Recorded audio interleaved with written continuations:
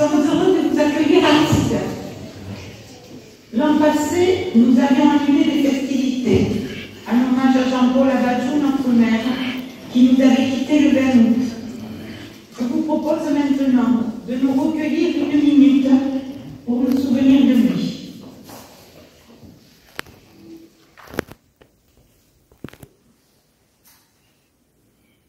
Je vous remercie.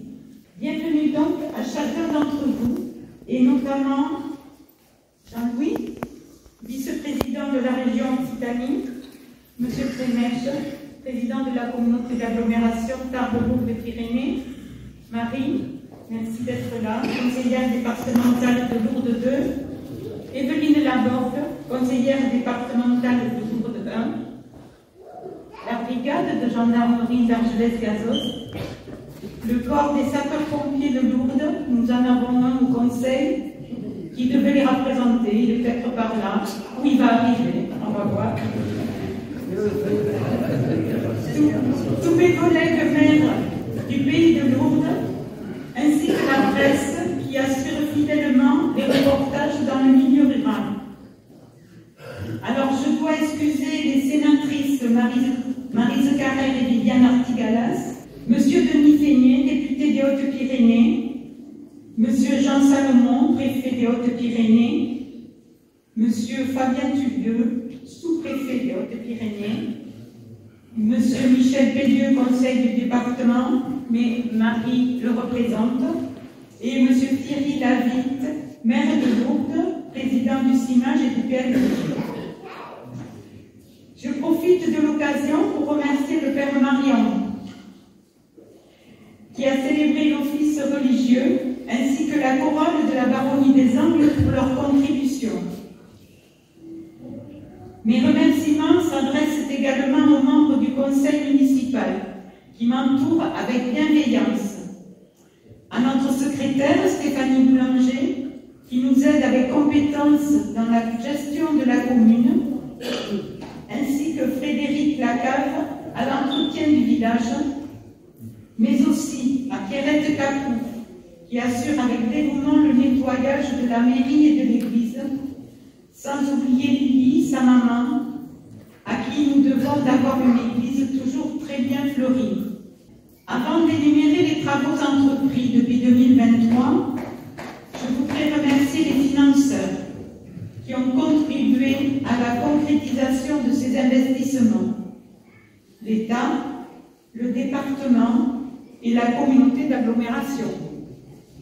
Grâce à ces aides, nous avons réalisé l'installation de lanternes LED sur tout l'éclairage public, subventionné à 50% par le SDE. La pose de boulets roulants solaires sur l'appartement de l'ancienne mairie. Le remplacement du fourneau et des tables de la salle des fêtes. La réfection de l'allée du cimetière en pavé par l'entreprise Voldoire. Le goudronnage en enrobé chemin du Casse-Tête. Des travaux de mise en conformité électrique à la mairie pour le branchement de la fibre, à la salle des fêtes et à l'église, tous ces travaux réalisés par M. Lupier, électricien. Nous avons fait aussi la réfection de la signalisation et bientôt le remplacement du radar pédagogique sur la départementale. En ce qui concerne la route départementale, les travaux de restauration du pont route de Bagnères sont prévus pour 2025. Nous vous tiendrons informés au fur et à mesure de l'avancement.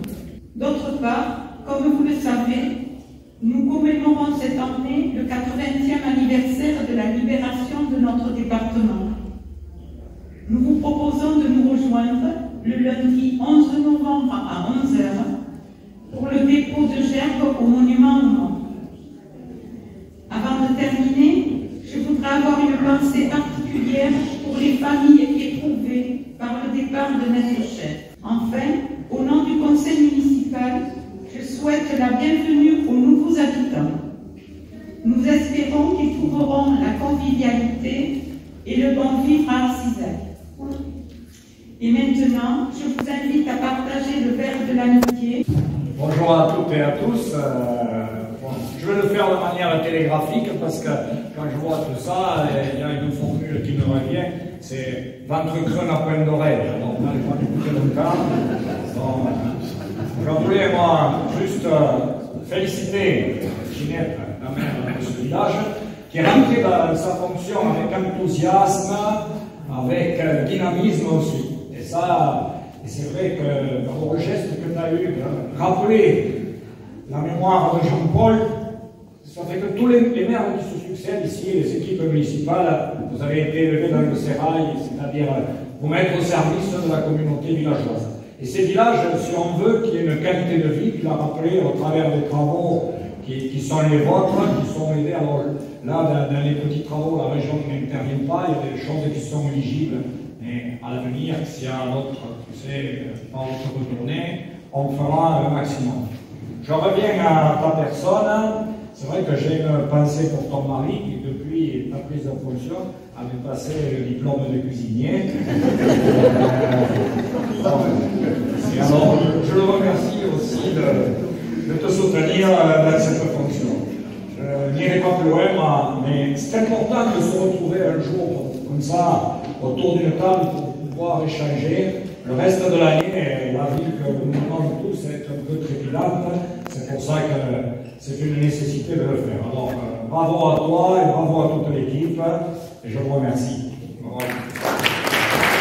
Madame le maire, chère Ginette, mes chers collègues maires, conseillers départementaux, conseillers régionaux, monsieur le président, mesdames et messieurs, permettez-moi tout d'abord d'avoir à titre personnel, après l'hommage collectif, une pensée pour Jean-Paul Abadjou.